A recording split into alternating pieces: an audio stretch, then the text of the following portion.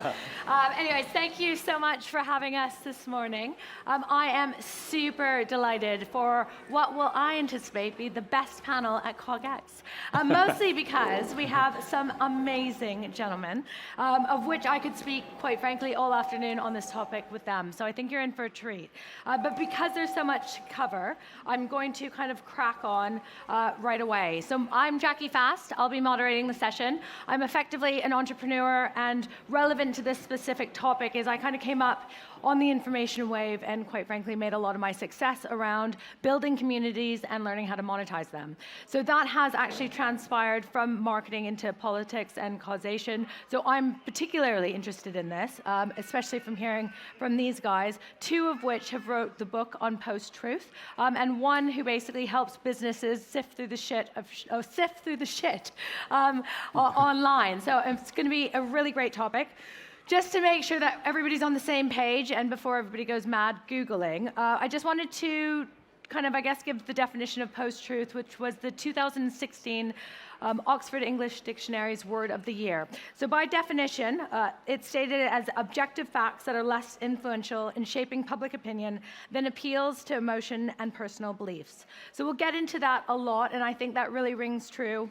Mostly because we're in the thick of it, from the £350 million a week that we're supposed to be saving from leaving the EU, to the Washington Post, who recently stated that since Trump has been in power, over 5,000 of his statements have been pure lies or misleading statements. But this also trickles down into our lives. So Goop, which is made popular by the famous Gwyneth Paltrow, recently put out an article around thyroid and the mysticisms of thyroid, and her medical expert, and this is on a quote, would scan the body from afar with the help of a spirit.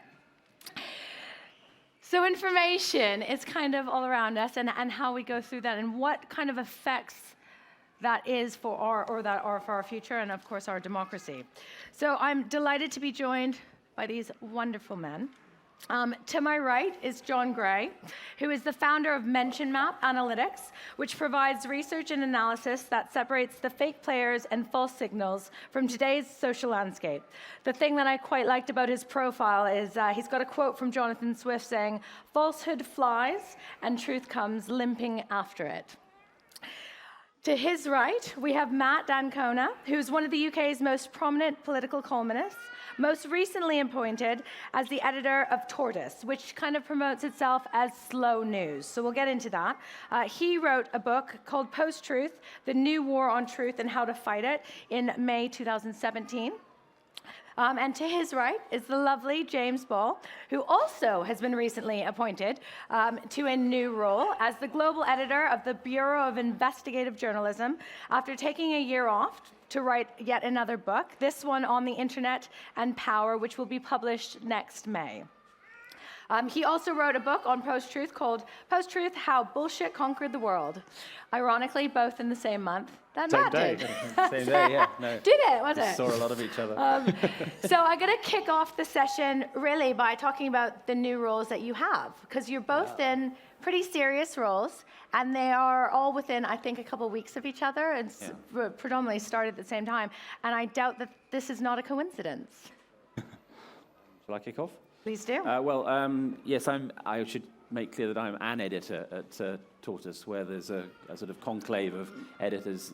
The founder is James Harding, who was editor of the Times and director of news at the BBC. And the idea of Tortoise, I guess, is captured in the notion of slow news, which briefly is just the idea that we're so bombarded with digital content that we need to kind of go back to first principles in journalism and look at the governing dynamics that operate under the stories that really matter, and try and pay a more detailed attention and care to the journalism we write and the content we put out, and to try and serve readers in a way that is consistent with the democratic role of journalism, which is not simply to sort of get eyeballs and clicks, but also to inform debate.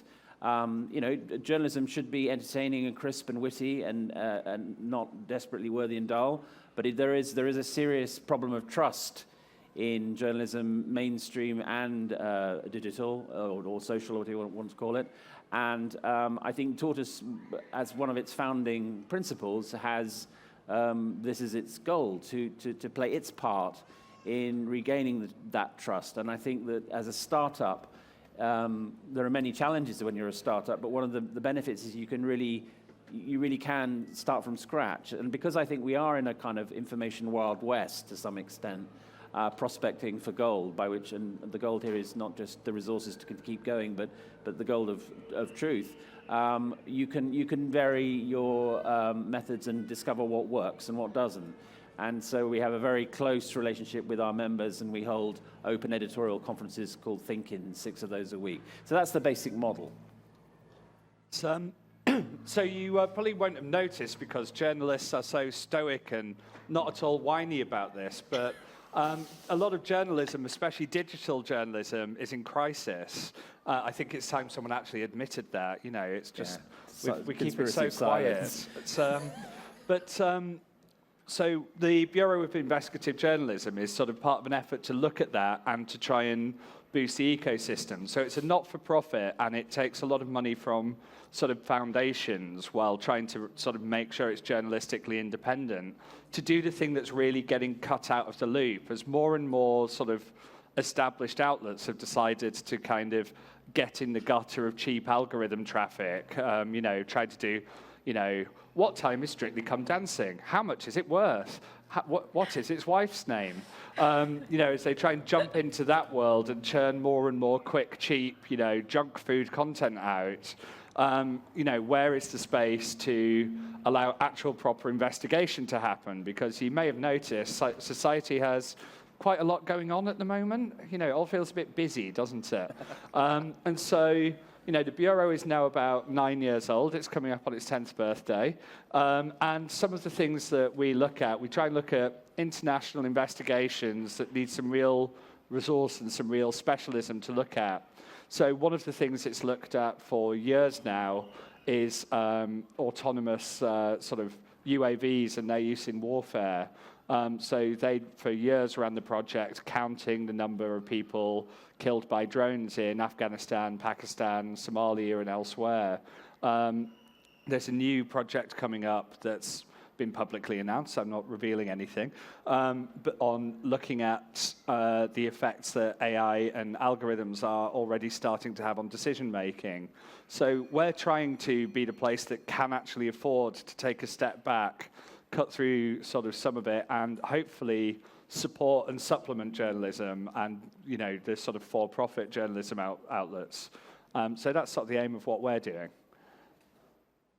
All right. Well, John, coming from a business perspective, how does that work with businesses who are interested in, I guess, advertising alongside some of the stuff that they're talking about? The loaded question. You know, I guess for me, a lot of this started because I was concerned about the broken state of journalism, and you know, really back in late 2016, from a business perspective, trying to look at a very Twitter-centric perspective with some technology, some network analysis, and some bot detection technology built on top of that. Just before Inauguration Day, US 2017, that's when I realized I would never look at Twitter the same. And so it's been sort of down that rabbit hole I've gone, is initially looking to work with journalists, work with media, to go, hey, I think that there's some problems with some very suspect and synthetic behavior. And it really started as sort of that bot hunting thing, but bots are so 2016. You know, my concern now is really understanding sort of these behaviors and you know, like I call it synthetic behavior. You know, it's the combination of human, machine, but it's still the same process of manipulating. And I think that's the big conversation we're working towards having here is the whole understanding of that. I think how our online ecosystem is being manipulated by some less than upstanding entities. So I think manipulation's an interesting thing, and I think you all kind of have said that. But hypothetically, what if I do want to find out what Strictly Come Dancing is worth? And hypothetically, what if those bots are serving me content that I'm interested in? How is that hurting me? I think generally we say it's not. That's an algorithmic misfire. The issue is if you're looking for, we tend to, if we're talking about manipulating opinion at scale, the two things that jump to people's mind to, not leave elephants in a room any longer are Russia and our Brexit. And so we sort of lack confidence that our new forms of media aren't vulnerable to, instead of giving us accurate information or at least, reflecting genuine opinion, have malicious actors, have fake actors. If Jenny from Basingstoke wants to tell me that we should no deal now, and she is Jenny in Basingstoke, good for her. She is fully entitled to do that. If she is one of 5,000 accounts being run out of St. Petersburg by an underpaid recent graduate, then we have a right to know that is a misrepresentation. Now, I tend to think this feeds into mainstream media because way too many news stories are basically piecing together 7 or 8 people on Twitter and then go, hey, look what people thought about X. It really wouldn't matter if these accounts weren't picked up in that way because, I used to track Russian bots, not in the systemic way you did, but I did a lot of reporting on them in 2016. And yeah, there's tons of them, and yeah, they're doing all this stuff. The thing that the people who really scare you about them misses out is that they're rubbish.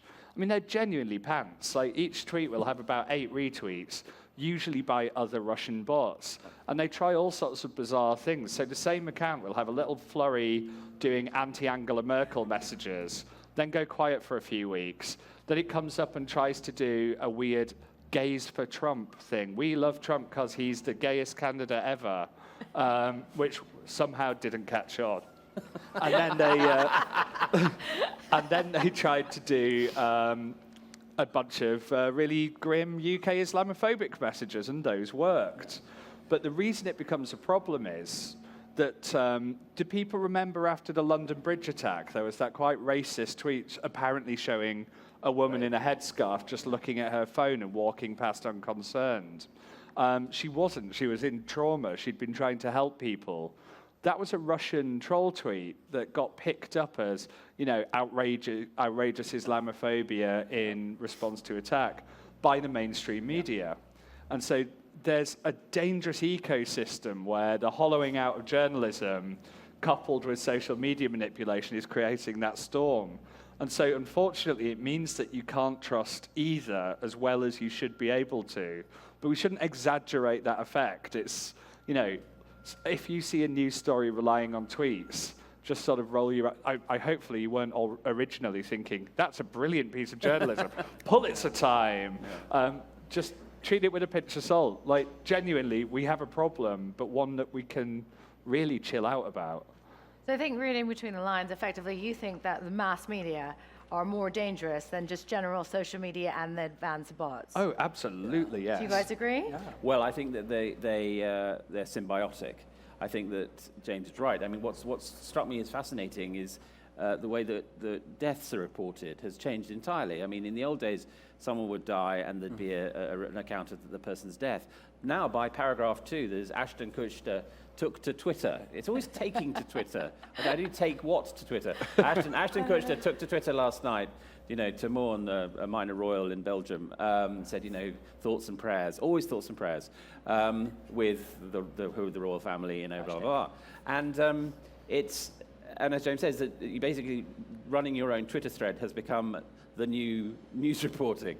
And I think that one of the things I've noticed in newspaper culture, or what used to be called newspaper culture, is that the terror of the internet is so great that, that as it were, the anarchic cyberspace out there, it sets an agenda which the people who are meant to be setting the agenda follow. So that social media proliferates, mainstream media follows, and the circle goes on and on. And at the moment, I think what concerns me is that the whole thing is out of control, partly because the speed with which the technology has developed is astonishing. It can never be said often enough. Facebook was an idea in a Harvard dorm in 2004. That's 15 years ago. And now they're setting up a cryptocurrency. I mean, that is a very, very short run time. And governments are not responding either well or thoughtfully to this challenge. So there's an atmosphere. Journalists love, by the way, saying nothing has changed. So there's part of us that wants to say, move along, nothing to worry about here. It's just like the car or the wheel or the atom bomb. It won't change anything. Or maybe the atom bomb did. But I think the wheel probably. The wheel probably. But I bet you there was someone at the time who wrote, the wheel is really no different from the hexagon. It won't change very much. So, and then when we've decided that it has changed, we say that there's a fantastically easy solution, and neither is true. Yeah. Well, I guess we're at this point where it's really difficult to be informed and to be well informed. It takes work, but it's really easy to be amused. Yeah. And I think that's a core thing, what we're seeing in terms of the dynamics of these key platforms, is it makes it really easy to be amused. I just actually wanted to go back about the whole control, and actually Ashton Kutcher saying something about some of the person's death. There is an argument about the fact that social media, and actually the fact that anybody can have its own news and share news and spread information, and that's actually a positive, that we're kind of cutting the lines of what kind of communication is spread, and in a way in an elitist system. Obviously, being journalists, who would be called the elite, what are your views on that? Well, I mean, I speak as someone who started in the Web 2.0 era as a complete nirvana. I mean, I swallowed the Kool-Aid. I thought tyrannies would crumble, dictatorships would fall, borders would be porous, we would all love each other. I really did. And that this was, let's say, a suboptimal judgment. Although I mitigate that by noticing there were quite a lot of other people wandering around in T-shirts and chinos at the time on beaches saying it's exactly the same. So suddenly we discovered that the technology that we have really just holds up a mirror to us. So yeah, I mean, of course, it's amazing when you see something on social media that's crowdfunding, medical care for someone, or is just allowing someone to say, as James was saying, I believe in no deal. Why not?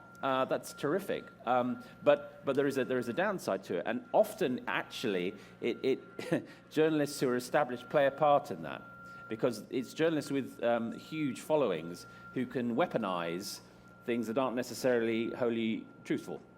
It's I think at the risk of falling into the nothing has changed trap that Matt's laid for me, social media moves news back to kind of samizdat, from pass it on, from something you get from your friends and family. That sort of has weird effects in that we tend to trust our friends and family, unless we have very weird friends or family.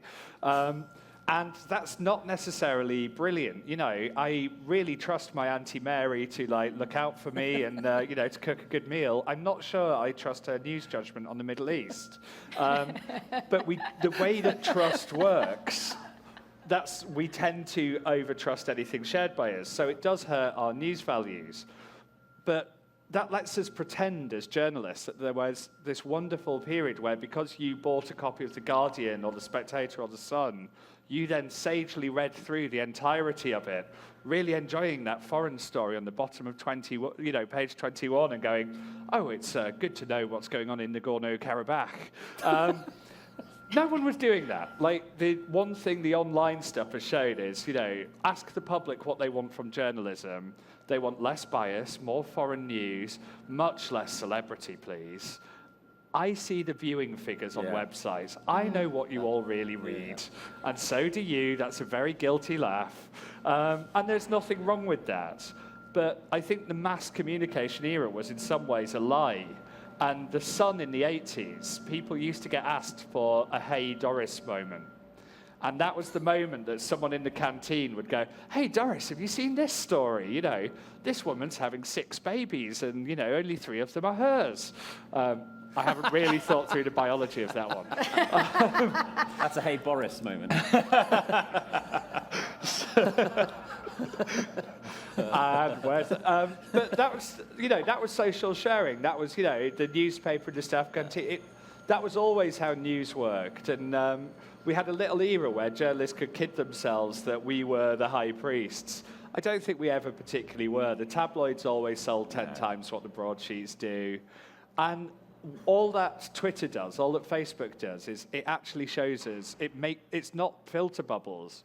You were in a filter bubble before when you thought everyone agreed with you because the people you socialized were of your class, often of your race. You were hanging out with lots of people like you, reading one newspaper a day. Everything felt quite comfortable. We're not filtered out from each other now. We're way nearer each other. We've discovered that lots of people disagree with us, and it's making us quite angry. So I think because we're more informed, we're getting angrier, which goes against the thesis sometimes, I think. John? Outrage, doubt, those are the great commodities online, right? That's where our brains are, and that's one of our big things, like I look at, is that, we talk so much about cybersecurity, securing our networks, securing our data. We talk about privacy, but we're not talking about, it's our brains that are being hacked. We're not talking about cognitive security, and that's a big thing that I'm, working to elevate the conversation about. And, one of my big issues is that, we talk about news. How many people can differentiate these days between news and opinion? Well, what makes news news? So I was going to ask, how would you improve cognitive security? If you don't mind me stealing the question. Let's just ask a lot of questions. Yeah. Sorry. Well, that's just it. And it's like we're up here because we don't have all the answers. I'm working with some people. We're working on elevating that conversation, and we're working on building some frameworks around being able to deploy some cybersecurity forms of, I won't say technology, but frameworks and principles to what we're calling misinfosec. So the intersection of misinformation with information security. So we're in the early stages of doing that. Get back to me maybe next year when we're on this stage having the conversation of where we're at talking about cognitive security. But, I think I come back to it, though, is that, one of the issues, one of my big things is that, and this is going way back to the early part of the conversation, but it's the lack of transparency. Like if we go back to the conversation about the bots, about, as you said, this person shared this, it's okay because she's real. And that's where I really have come to operate from, is that from some of the research and some of the things I've been looking at is just, the amount of non-real participation in significant conversations that aren't just about elections, it just aren't all about politics either. That's what gets me sometimes a little bit staying awake at night. There's an argument, I guess, with that around confirmation bias, where you tend to look and read views that are like your own, that support your own hypothesis. And hypothetically, let's say I was going to vote for Trump. Don't worry, I would never have done that. But let's say I was, and I got a bot that said Trump is great. He's going to build a wall. I want people to build a wall. Great. And I read it, and then that brings me on to something else.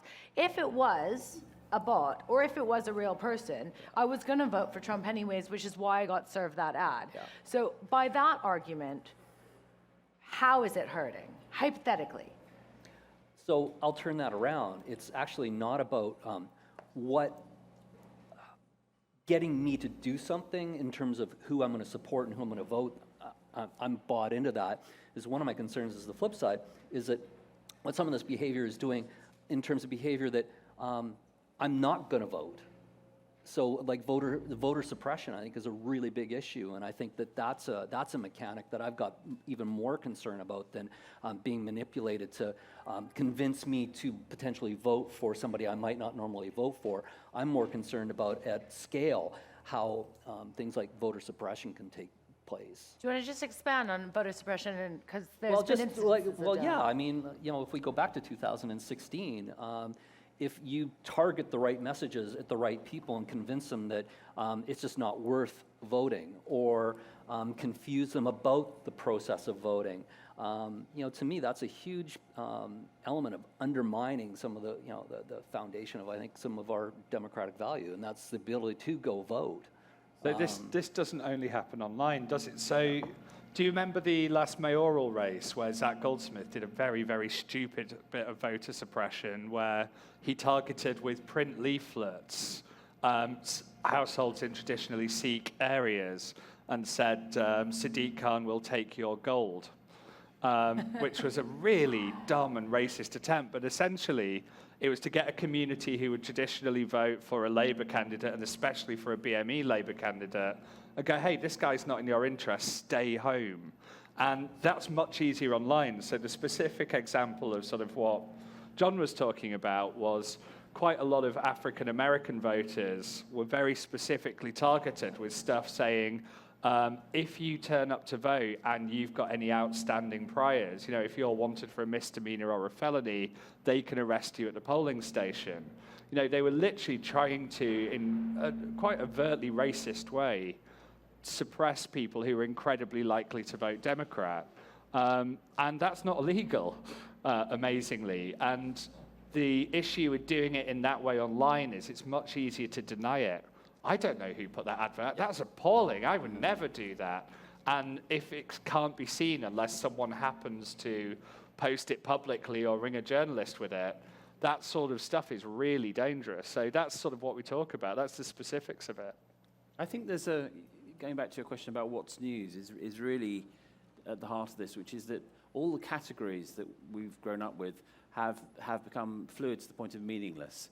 So, and I think that is the sort of starting point. So, it amazes me that Facebook is still claiming to be a platform, whatever that means, and that everything it puts up is just content, whatever that means, because it may be covered by the word content, as almost anything in the world is, but what we really need to do is start to silo those into different categories. There are different things that are meant to be news, things that are meant to be announcements of a barbecue you're having on Friday, and fake videos of Nancy Pelosi, if you really want to do that. And I don't think that the fake video of Nancy Pelosi should be taken down, but it sure as hell shouldn't be advertised as news. And this is part of the problem, is that the people who are regulating our system just don't get what it is that they're regulating. I mean, government always is about 10 years behind tech. I think it's about 20 years in this case. And so some of the debates you over here in Westminster and clearly in DC and elsewhere are truly terrifying. I've been asked by a very senior MP recently what an app was. And that was a kind of one of those Debbie Downer moments, I would say. Yeah, or just look at the Senate querying Mark Zuckerberg last How year. How do you make exactly? And I could probably say the same from my country as well. Yeah. So, I think, John, you mentioned Nancy Pelosi when we were speaking earlier, and James, you've clearly got a comment on it. Did you want to just maybe, for the people who don't know about, give a brief overview and just kind of explain where your thoughts lie? well, what's interesting is, it was interesting to see the Mark Zuckerberg deep fake Instagram in today's headlines. So, we talk a lot about, or it is being talked about more, this notion of deep fakes and concerns around AI elevating the sophistication of hacking text, hacking voice, hacking video. But yet the Nancy Pelosi video, probably some of you in the audience could have probably put that baby together. Do people with, know what this video is? Yes. Yeah, it was basically, sorry, it was a video that was slowed down that made Nancy Pelosi Speaker, and sorry, I'm from Canada, so I'm not going to be the U.S. expert here, but I do know who Nancy Pelosi is, Speaker of the House, Democrat. So they basically slowed the video down to make it look like she was drunk. And that video was, released online, and but Very popular as Yeah, well. but it wasn't so much the Make it viral. sophistication. Went kind of it's- viral it's- instantly. Yeah, but and that's just it. But the thing is that once those images are implanted, you're not going to rewind it, no matter how we fact check it. No matter the, whether we take it down or at least flag it and say this is kind of bullshit. But there used to be a program in the UK called Not the 9 O'Clock News, which is long ago, right? Now, they would do stuff like that all the time. But it was clearly and contextually just satire. Yeah. And that's fine, and one would never want to see that sort of taken out of the public space. The danger is, as you imply, is that it goes into vectors where it's not clear what it is. There's no I context. mean, There's no comment. really, the root of the problem is there isn't a good answer. And this is Yeah. because we've let Facebook become bigger than any country in the world. Yeah. Facebook has 2 billion active users, 1 billion active every day. It is bigger than any country. It spans the globe. It has this huge control over the global information ecosystem. And nowhere should have that much control, especially when it's utterly unaccountable. Because what we're doing is putting Sheryl Sandberg and Mark Zuckerberg in charge of really Everything. the media access and the information access of more than 100 countries across the planet. And so they are aware that this is utterly ridiculous and they shouldn't have this power. They're also aware that they do have this power and they're terrified of alerting people to how dangerous it is. So by their own policies, this video should go down. But they're terrified of Republican lawmakers. And so essentially, because they know Fox News, Trump, etc. will kick off if they delete it, they're left stuck not following their own policy. And it's scary enough they have a policy going take down what they class as misinformation. And then they end up doing an absolutely weak-ass, milquetoast response of going, the authenticity of this video is disputed by the following independent fact. Like, if you must keep the wretched thing on your wretched platform, this video is fake. It's a joke. Like, that is not a hard... Well, it wasn't a joke. It was made to fool people. It's a fraud, yeah. It is but this video is fake. That is not a statement of opinion. That is not a statement of bias. It is not. You do not need a effing multi-billion-dollar intellect to come up with a 4-word sentence, 1 syllable per word. And, part of Facebook's problem is they're run by lame-ass idiots who are scared of their own shadows. But James, look at this is off the record. Just right? in case we didn't know where James stood on this to be clear though, is that, look at, but we can't Screw let, it, that we is can't- true. Yeah, but we can't. With that said, though, we can't let YouTube off the hook. We can't let Google off the hook. We can't let Twitter off the hook. We can't let LinkedIn. We can. Every platform where there's engagement metrics to be gamed. I see some of the social engineering people that are going on LinkedIn. Hello. And nobody talks about LinkedIn in this conversation. It's because journalists aren't on it. We don't really, honestly, we're there that, you go. we're that And so the amount of vainglorious. baiting that goes on for journalists on Twitter.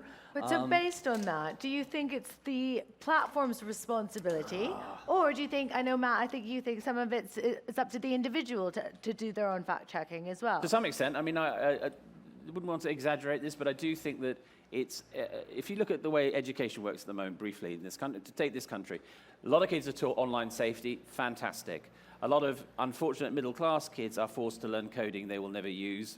Okay, fine. 1% of the time, it's a sort of middle-class positional good, like the skiing holiday. He's doing tuition on a Saturday morning, Coding, very good. Yeah. But what they do, very, very good. What they should really be taught is digital literacy, which is that they should be taught there's this white box on the screens that they go dive into, and none of them are being taught how to use what they find.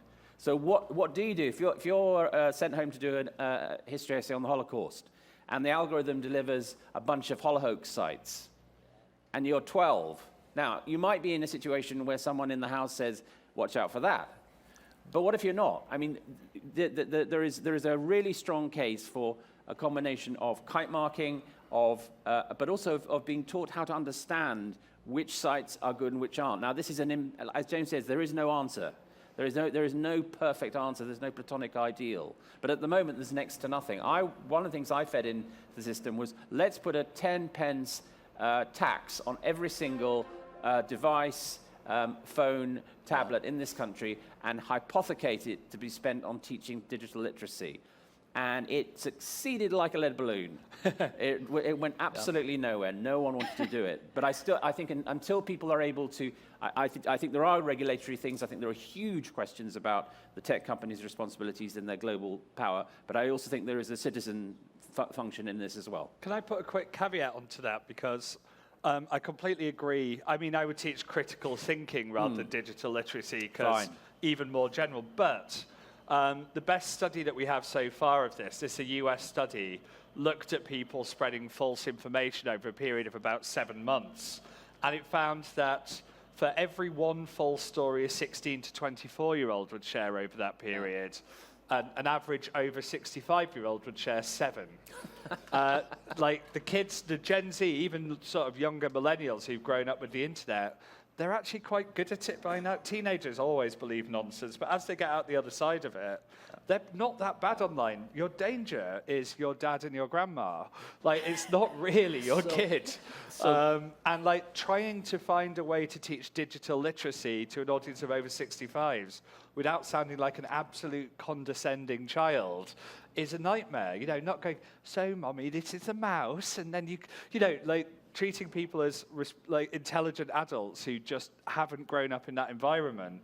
No one really seems to be trying to do that because it's a lot harder than just going, oh, we should teach kids more. So take a look at the numbers of what the Trump campaign spending on Facebook ads on the over 65 demographic and say no more.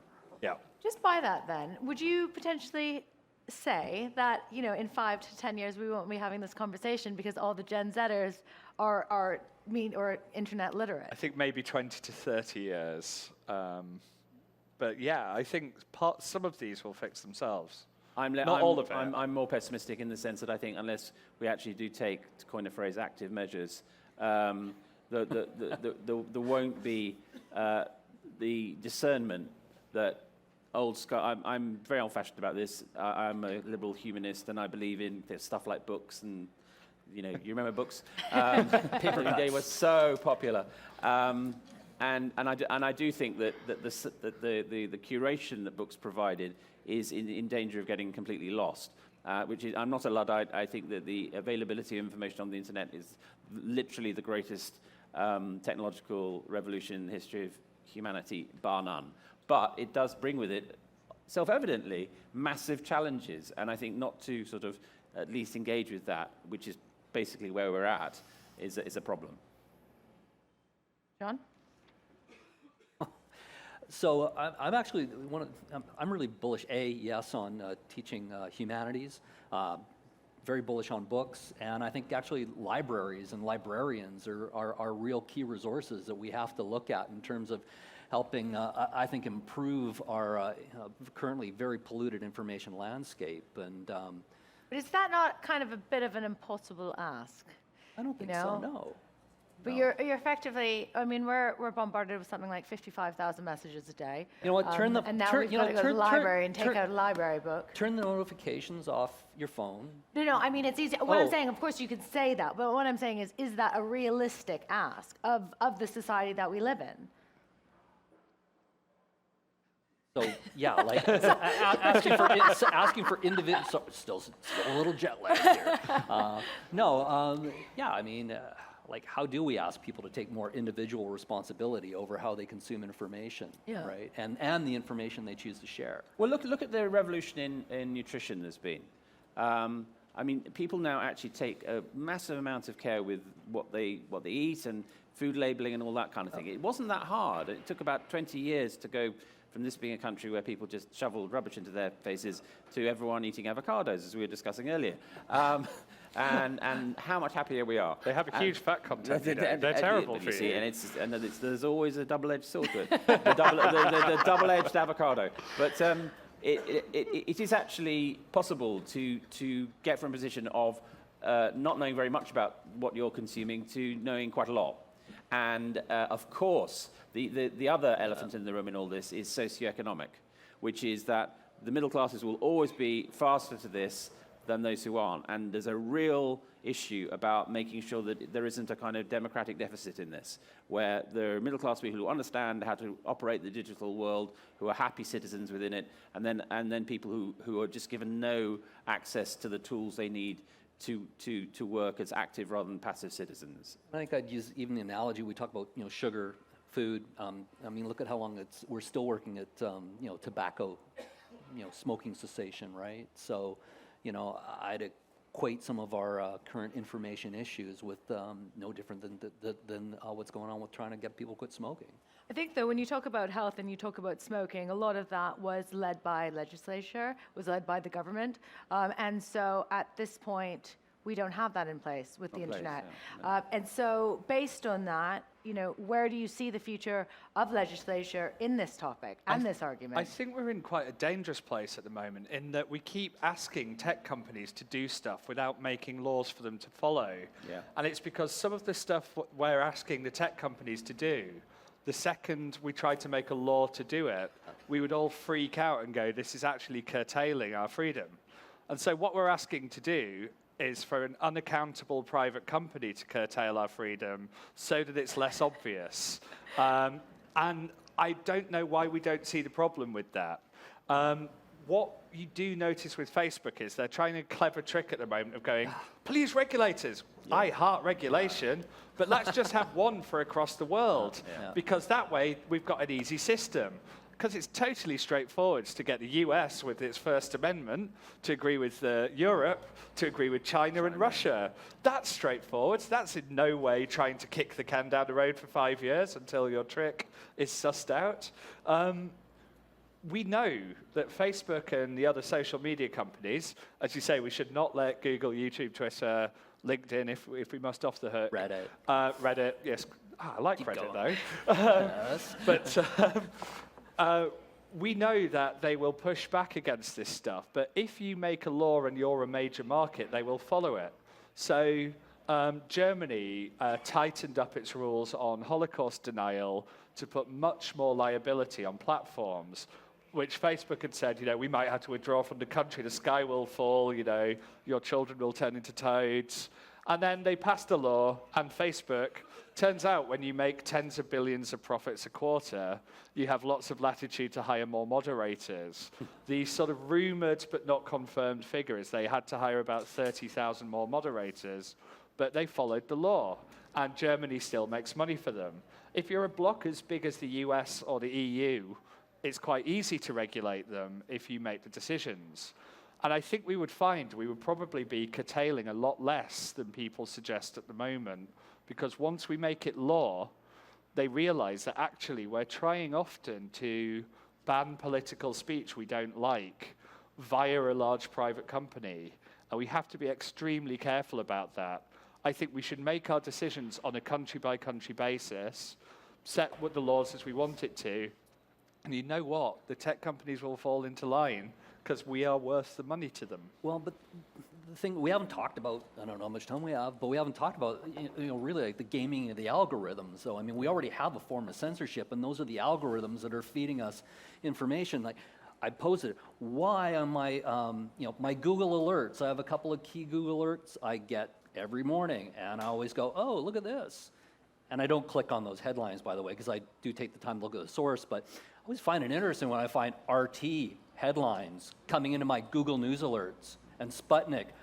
And so what that tells me is that what we have is an issue with some very sophisticated black hat SEO going on. And to me, that's a huge concern. And so we could talk about regulating the platform, we can talk about censorship, but I think in some regards, and the algorithms are already, in essence, doing it for us. I think we could go into black hat SEO all day long, I'm sure. And unfortunately, we've just run out of time. Whoa. So I wanted to actually just kind of close this panel, because this is a relatively new topic, but certainly one that is ginormous in its scale. And if we were to take this panel in 12 months' time and we were sitting in front of this amazingly lovely audience today, what do you think, what would you want to have changed in those 12 months from this discussion? And what do you think would change or will change? James, I'll start with you. It's going to get worse before it gets better, just like everything else at the moment. I'm from Yorkshire. This is Yorkshire's version of optimistic. I think the main thing is you're going to hear lots of people shouting about deepfakes, and who cares? Because right now, you can make up a quote and put it in front of a photo of a politician and it'll go viral. The day when deepfakes are something that are our biggest problem will be an amazing day where everything is a lot better than it is now. So I think actually the issues are going to be very similar. And I think it's going to sort of track a course. I don't think we've run through this yet.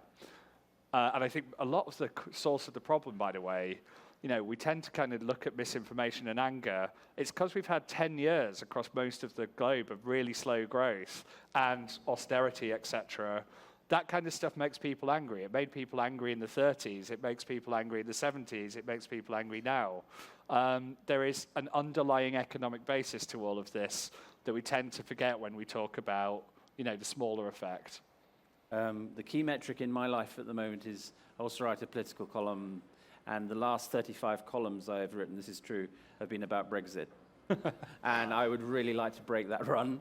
So if you ask me from like a year from now, that would be my main thing. And the reason I mention that is that when that run is broken and continues to be broken, there will be bandwidth in the system for the political class, the elites, to use a dangerous word, to start thinking about this and other problems seriously. And they desperately need to. However, to get a bit Yorkshire, because I do like Yorkshire, who doesn't? I think that the speed of change is so great that I do worry about the capacity of the system even to catch up with where we were 5 years ago. So there's so much catching up to do. So I'm off to saying that, so I'm rather pessimistic about things getting better in the course of a year. I'm optimistic because we're sitting here having this conversation. This conversation wouldn't have happened a year ago, so this is definitely an improvement. But yeah, I mean, look, I think the bad guys are currently winning because the bad guys, they've got a playbook, but no rule book. The reason we're behind is because we have a rule book, but no playbook. I'm encouraged with some of the people I'm working with in terms of some of the work we're doing to help, build some frameworks and to build some important information sharing strategies. But yeah, I'm not, like I said, we've got to narrow the gap between how the bad guys are operating and what we're ultimately seeing. And that's, for me, one of the big issues is that we're reacting. The problem's already happened. We're seeing the problem. We're reacting to it. We've got to start doing some things to, shall we say, get back to understand how the bad guys are operating. Excellent. Well, we are going to answer questions separately, but hopefully we'll see you in 12 months' time and we'll find out if any of these predictions have come true. Thanks so much for joining us.